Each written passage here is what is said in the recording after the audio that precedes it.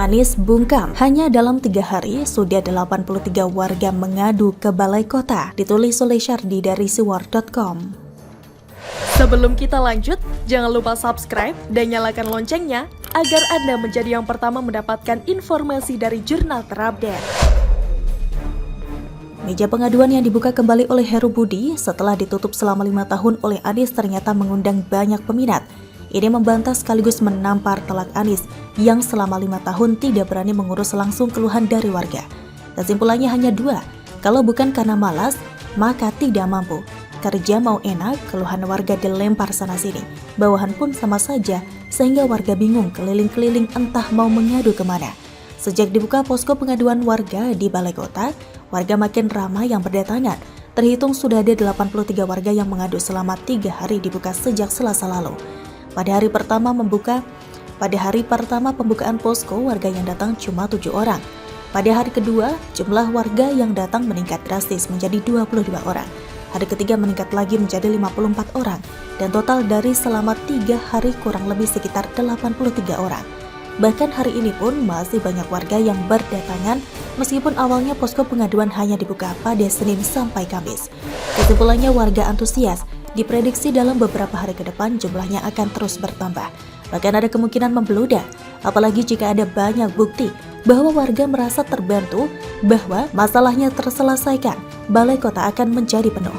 Ini adalah bukti warga rela datang jauh-jauh asalkan masalahnya diterima dan diselesaikan. Tidak masalah kalau harus repot, asalkan masalah bisa ditangani.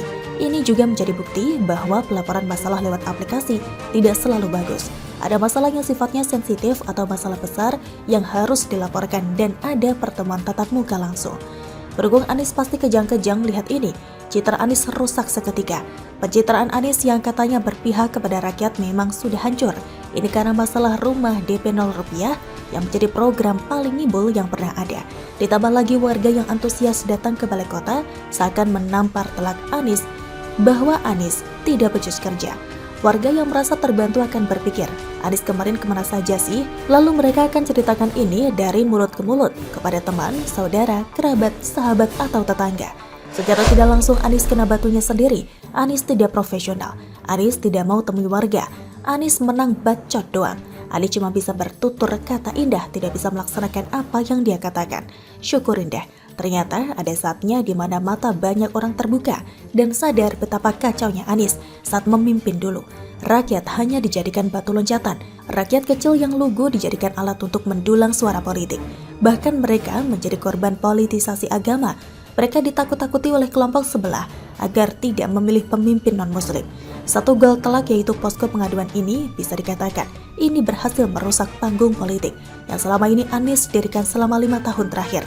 Anies sedikit banyak pasti risih dan tidak nyaman dengan kondisi demikian. Hasil kerja Anies saat ini terlihat sangat receh. Sebenarnya apa yang dilakukan Heru adalah hal yang lumrah sebagai pemimpin yang benar. Tidak ada yang spektakuler dan bikin mata terbelalak. Hanya saja Anies levelnya sangat rendah, kerjanya recehan dan tidak signifikan, sehingga apa yang dilakukan Heru terasa luar biasa. Maklum, selama 5 tahun, warga disuguhi makanan biasa yang dipersepsikan luar biasa enak.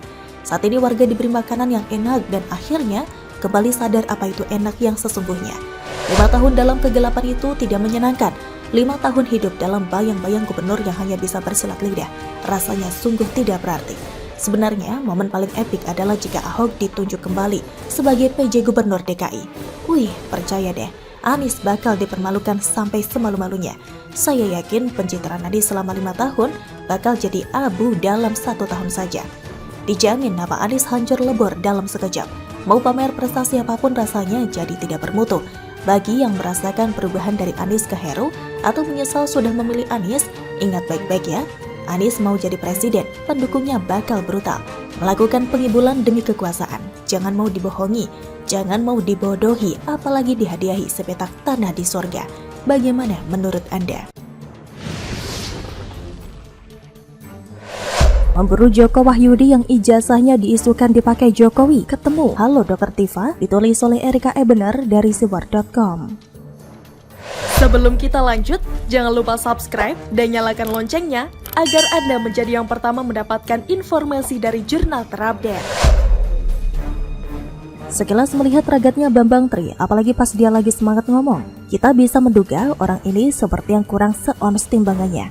Saking meyakinkannya Bambang Tri bicara dan membicarakan betapa dia sangat mengetahui siapa Joko Widodo yang sekarang jadi Presiden Indonesia, mulai dari tentang keluarganya hingga tentang ijazah sekolahnya. Dua orang pintar yang bergelar dan terkenal di Indonesia pun sampai tersirat, terhipnotis dan bahkan terdoktrin, meyakini bahwa omongan Bambang Tri adalah benar dan patut didukung serta diperjuangkan.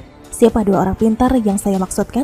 Siapa lagi kalau bukan dokter cantik bernama Tifa dan seorang pengacara Ahmad Hosinuddin.